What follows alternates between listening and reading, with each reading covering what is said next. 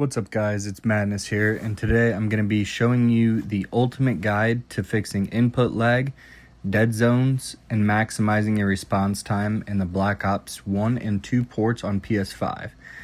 I'm going to get right into the video and tell you each and every setting you're going to want to use, and then explain them later if you care to stick around for the explanations and test results. All my tests were done on a PS5 in Black Ops 2 using a DualSense Edge controller. First things first, you're going to want to play on the PlayStation 4 version. You're going to want to set your dead zones as low as possible in your edge settings without getting stick drift. Next, you're going to want to play with a USB cable connected to your controller and make sure you're playing over USB instead of Bluetooth in your PlayStation settings. Next, you're going to want to play on automatic resolution. Mine runs at 1440p. You're also going to want to set 120 Hz output to automatic if you can. You're going to want to use performance mode. My specific monitor has adaptive sync on and response time set to faster, but most monitors are going to be different. For the DualSense Edge controller, you're going to want to have your controller settings set to digital -5 curve on both sticks. Now, the next part is using RAW Audio's tools located at rawrawaudio.com/controller calibrator.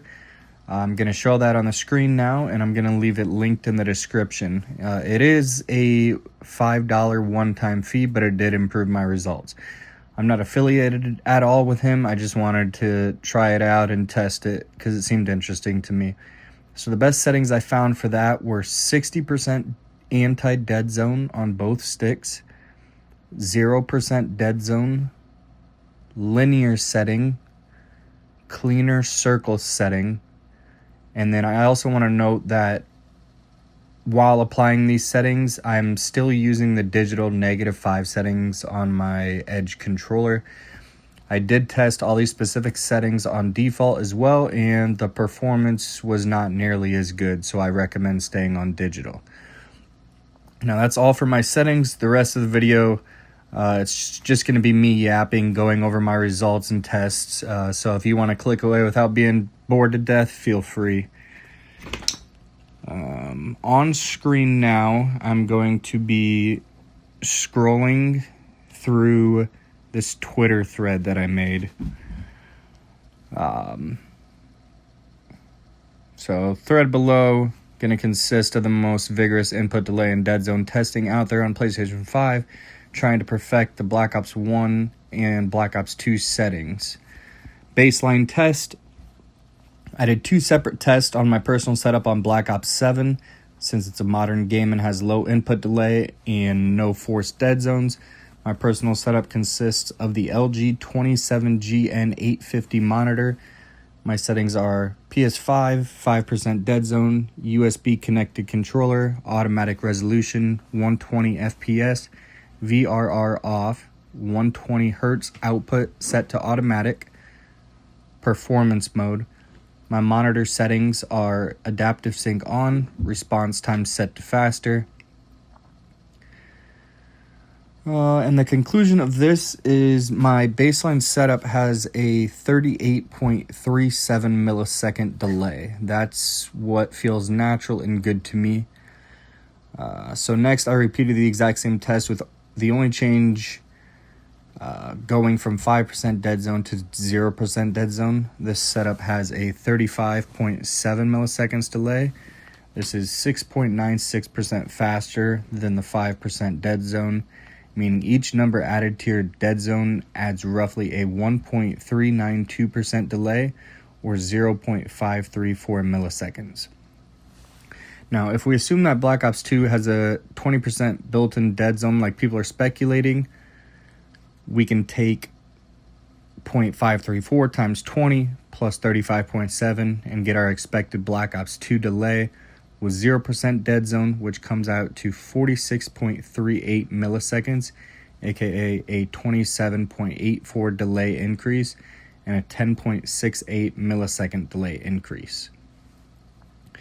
And then if you want to check out any of these clips on my Twitter, it's at omadnessyt. I'm not going to click into them, but they're all slow motion videos showing every single test at 1/80th speed. That way I can narrow down frame by frame exactly when I start moving my controller stick and exactly when the screen starts moving. So then testing on Black Ops 2 with the exact same settings, and the results weren't what was expected. Instead of the expected 27.84 delay increase, we see a massive 116.7% delay increase, or an increase of 41.67 milliseconds. What this means is that while the dead zones may or may not be the primary issue, this 100% confirms that there is another issue other than just dead zones. Input delay, something else. The game's just being old, I'm sure. I'm not sure exactly, but we do know that dead zones are only 25.63% of the issue. And then here I show next test is the PS4 version of Black Ops 2. Average time there is 65 milliseconds, which is 15.99% faster than the PS5 version. So that's why I said play on the PS4, but it is still 82.1% slower than Black Ops 7 on PS5. So next up, I decided to retest performance mode versus game default mode. And on game default mode, I came out with an average milliseconds of 69.13, which is 6.35% slower than performance mode on the PlayStation version.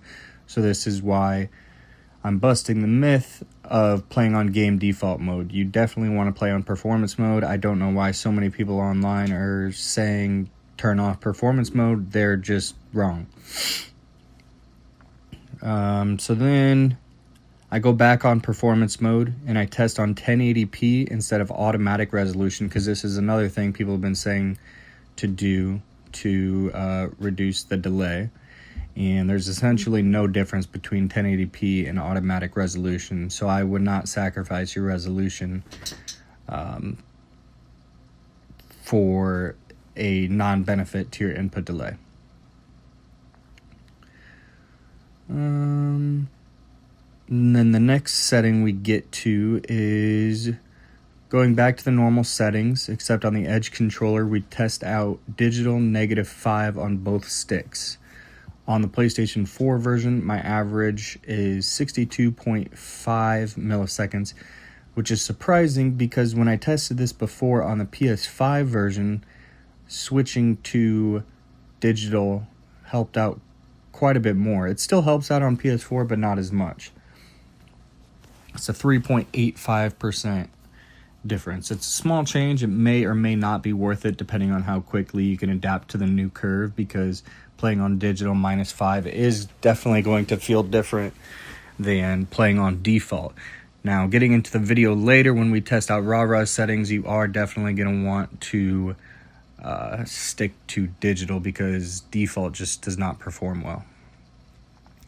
And then I heard some people asking me to test out the quick +5 setting on the Edge, and there's no point in using it. It's only slightly better than default, and it's not as good as digital.